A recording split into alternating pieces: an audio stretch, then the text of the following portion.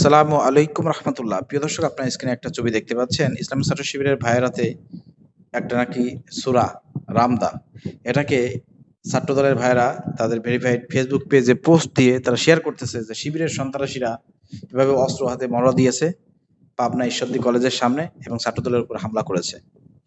প্রিয় দর্শক, আমি আপনাদেরকে প্রমাণ দেব ইসলামী ছাত্র শিবিরের ভাইয়ের হাতে যে এটা কিন্তু কোনো সূরাও না, কোনো কিরিশও না।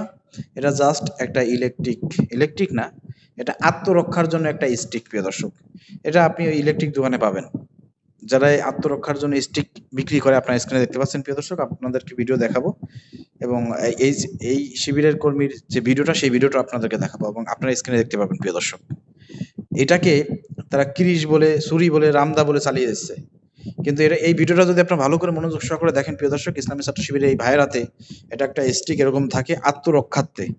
এই স্টিক গুলো পাওয়া যায় এবং অনেকেই, স্টুডেন্ট থেকে শুরু করে অনেকেই কিন্তু এই স্টিকটা ইউজ করে, কারণ এটা দিয়ে অনেক আত্মরক্ষা করা যায়।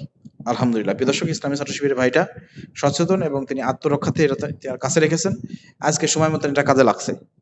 এটা হচ্ছে একটা স্টিক, অর্থাৎ এটাকে ছুরি রামদা বলে প্রচার যারা করতেছে এরা হচ্ছে মিথ্যাবাদী, ভণ্ড এবং এরা সুযোগ বুঝে কাজে লাগাচ্ছে। কিন্তু আমি আপনাদের সামনে ফাঁস করে দিলাম, আপনার স্ক্রিনে ভিডিও দেখতে পাচ্ছেন। প্রিয় দর্শক, এটা একটা স্টিক, এটা কোনো ছুরিও না, রামদা না। প্রিয় দর্শক, অন্য শিবির ভাইদের কাছে আপনারা লাঠি দেখতে পাচ্ছেন না। এখন অনেকে বলছে যে লাঠি হাতে মহড়া দিয়েছে। আরে ভাই, কয়েক জায়গা তাদের উপর হামলা হয়েছে, কয়েক ধাপে হামলা হচ্ছে। এখানে তারা যে মিছিল করবে, এখানে তো ছাত্র দলের সন্ত্রাসী হামলা করতে পারে।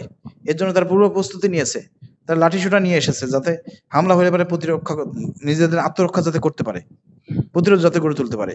এই জন্য তারা প্রিয় দর্শক লাঠি সোটা হাতে নিয়েছে। আর এই ভাইটি স্টিক হাতে নিয়েছে। তো একটা লাঠি হাতে নিয়ে আর এই স্টিক হাতে নিয়ে একই কথা।